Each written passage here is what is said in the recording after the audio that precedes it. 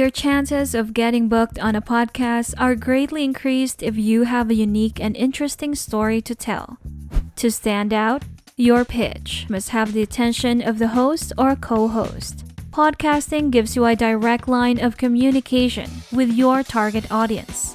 You don't have to invest time or money into guest blogging, as guests are already on the other side of the microphone. With a variety of podcasts available to join, these are an effective tool for reaching niche audiences.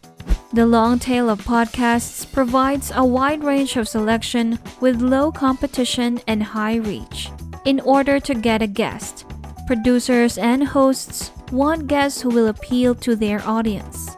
The more popular a podcast is, the more guest pitches they'll receive. So if your pitch isn't compelling enough, it will likely get buried with the rest. Luckily for you, laptop lifestyler, we've produced a guide on how to be a guest on someone else's podcast to promote your product, brand, or service. Remember that while the first step is completing any of these amazing courses, the second and possibly more important step is taking action, even if it's an imperfect action. Podcasts are a great way to build a brand and frequently appear on the radio, in the car, in the locker room after sports practice, or over breakfast. In this video, we'll cover everything you need to know about getting on podcasts, including how to find the right fit for you, how to contact your potential podcast guest, how to build your own personal branding through an interview, and much more. Let's dive in. With the rise of podcasts expanding, we wanted to know how our mentor planned on being more of a public figure in the upcoming months. More than a few members said they wanted to be on podcasts and get out there with their content. Now, getting on a podcast is no easy task. In order to get on a popular podcast, there are many steps you need to take in order to do so. Finding one that matches your demographics, choosing a non-popular one, and building up a relationship with the host in order to have a better chance of getting approval. But first, why do you want to get on podcasts as a guest? Before you get carried away with the thought of getting on a big-name podcast, think about what you're getting into. Let's take a step back and examine the process to make sure it's right for you. Starting out with why you want to get on a podcast will help you ensure the experience is beneficial to your brand. Common motivations include generating free publicity, attracting new subscribers, or promoting a book or launch.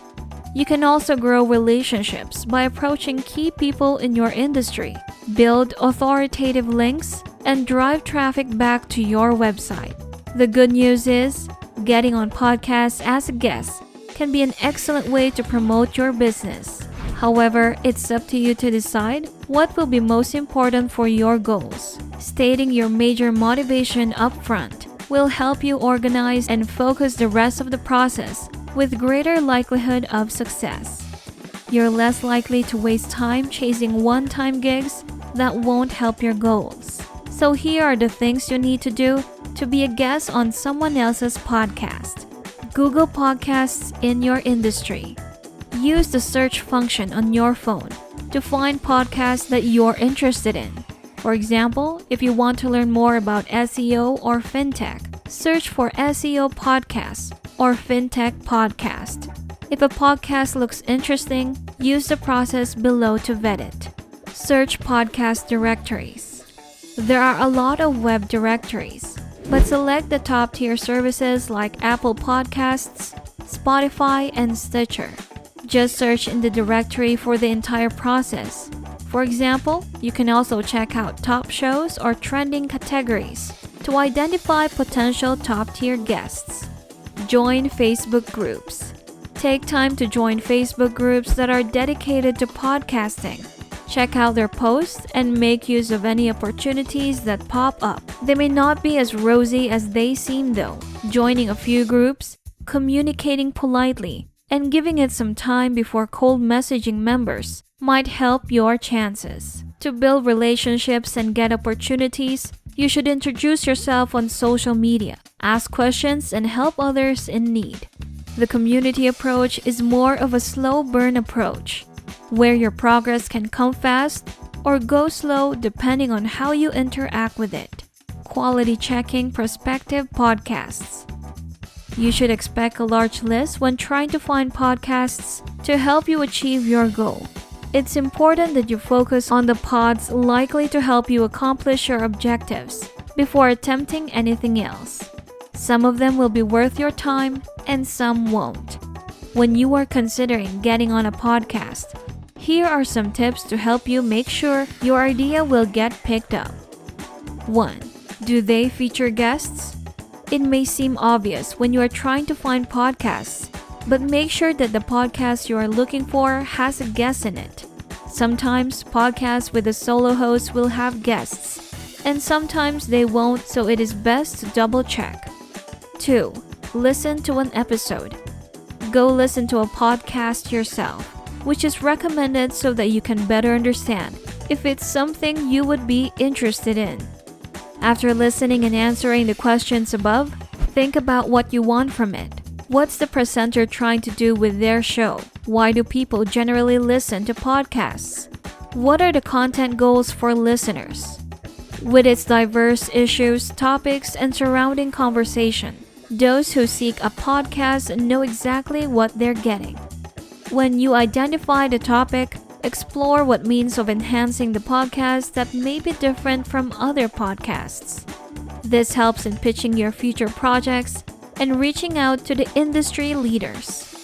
Get your outreach emails ready. You need to contact your audience using the best channel. Email is effective in this case. It can be challenging to approach a guest in this way as they may not feel comfortable reaching out to you. But if you want them on your show, you've got to get the ball rolling and ask for it. Do not send outreach materials unless they will bring your audience a ton of value. And now you're thinking of the things you can put in that email. No worries.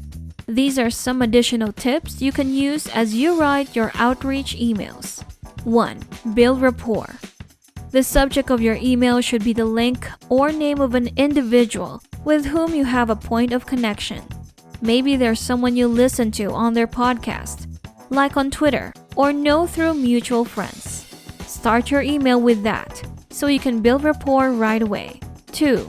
Make the ask. Make sure that your email is clear and concise. State why you're reaching out directly to the owner of the podcast. This can be as simple as, I was wondering, are you looking for a podcast guest? I would love to serve your audience. If a host posts a message like this on a public board, it is more likely that someone will come to the show. Hosts receive real-time responses from their ideal guests and are able to schedule their visits with less difficulty. 3.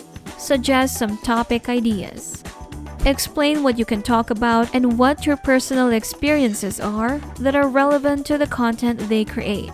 List 3 to 4 possible topics for them and briefly explain how you relate back to the content. It might be helpful if you listen to their podcast in order to make this step easier. 4. Show your value. Next, don't be afraid to brag about yourself a little bit. Find out why the podcast would be valued from them having you on. If you have done some guest podcast appearances or you have other media appearances, list them. 5. Offer to promote it. As you mentioned in the episode, always let your host know what you can do to help boost their podcast. Do you have a large following on social media? A great email list? A strong Twitter account? Let your host know that you're willing to help with the success of the episode. And once you're done with these things, you are now ready to do the next steps. Number 1. Have your bio and headshot ready. If you want to book onto a podcast, the host will ask for photos and bios. Preparing this ahead of time will ensure that you are ready for the interview without the interviewee feeling rushed or discouraged by your poor photo skills. When writing your bio for your podcast, keep it brief and easy for the host to read out loud. Being on a podcast, we were able to study and recommend bio length. We want to highlight some elements of this person's bio. 1. You introduce yourself in the context of what you do and who you help, and you should include personal details to help the audience to get a feel for the kind of person you are. Number 2. Make sure you'll have decent sound. In terms of sound quality, Apple earphones or a similar product is good enough because compared to the state of technology, the microphones are limited. I don't recommend that you use it for a podcast interview though, because long cables make a difference. The only downside of wearing earbuds with a wired mic is that it can be difficult for an editing team to remove the sound of interference from the background noise. The reason? The microphone in your earbuds is always in contact with something and will rub against garments you happen to be wearing, creating digital noises that are rather distracting for the listener. Investing in a microphone can help you build your personal brand and give you more opportunities for podcast appearances. Number 3. Think about what to say. With 2 different types of podcast hosts, there are 2 ways to create a podcast. Those who share the questions they ask, and those who wing it and see where the conversation goes. If you're going to be on a podcast, here are some ways you can prepare without psyching yourself out too much. If the passion is there, wing it hosts don't make anyone break out in a cold sweat. You will just have to show up with your best prepared self. 1. Listening to previous episodes can give you a feel for the flow and also lets you get an idea of what is often asked of guests. 2. Before you start your tweet, think about your own journey. Include why you got started, any major challenges you have faced, and what makes you love posting on Twitter. 3. Whether you are looking to work with a tech company or any other areas, you can use this technique to communicate key points. 4. Trust yourself. You have to deconstruct the fear of not knowing your stuff, realizing that your brain is capable of producing unique work if only you give it a chance. 5. Embrace imperfection. Getting in the zone takes practice, but you will ultimately improve. If you have some guidelines on what to say in your reply, the better. Writing down bullet points with ideas will help to cement the idea in your mind. In fact, our mentor found that making a plan just for the sake of note-making is enough to get ready for the response. Ask about the audience you want to target so you can reference relevant examples and tie your expertise to their needs. One question that's always asked on a podcast is to provide some background information for people as to how you got started and what your journey has been like. Introduce the person you are responding to and provide a brief statement. Try to keep it under 2 minutes. Pick out interesting moments that impacted you when you were together and then share them with your partner, slowing the conversation down. Number 4. Think about what happens next. Nearly all interviews typically end with a question such as, where can people find you? Learn how to use your social media networks effectively. Share your website as a place where you hold most of your thoughts, and share other places you are commonly found online. If the host you are uploading to allows lead magnets, or if it's a company that gives away free advice, you can create an email opt-in page like this one, with invite text and your lead magnet in the background. To create an intimate experience with your listeners, try adding a headline like "Hey Listener" to your opt-in page. With the help of a niche-focused headline and tailored content, you can build more credibility for yourself. As hosts, we want to feel confident that the questions and topics covered during your interview benefits listeners. Share a brief overview and link back to content within the episode. Remember, get permission before you promote. Number 5. Promote, promote, promote. The other team members' hard work on the podcast is just beginning. Giving back to the platform by inviting as many people as possible is a great way to give thanks for their help. The best way to acknowledge what they did is to share that platform with lots of listeners. Each week, our mentor likes to talk about some topic for the show in the podcast.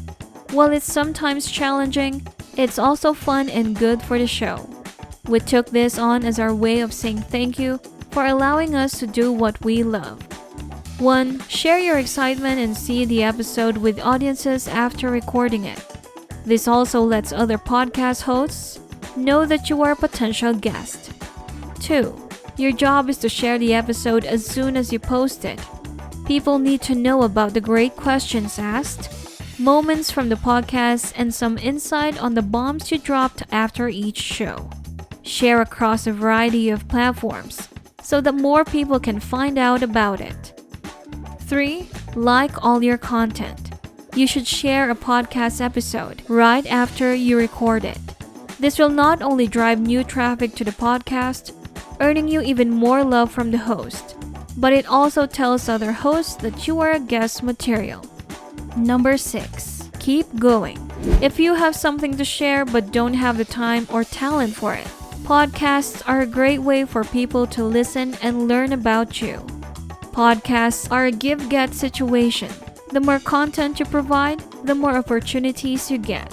No one said podcasting was easy, but with practice, you will sound better and more polished in each conversation. It also takes time to feel less nervous. If you want to learn more about podcasting, do your research beforehand so you don't sound too unfamiliar and create awkward pauses. That's it for this video, Laptop Lifestyler. Remember to subscribe to our channel, and if you feel like we've delivered value, please share this video with one person. That's right, just one person, as a token of your appreciation for the hard work we put into making content that educates and helps you on your mission of building your own fortune. Remember, you can watch video after video, but it isn't until you actually take action that you'll start to see results. See you on the next one.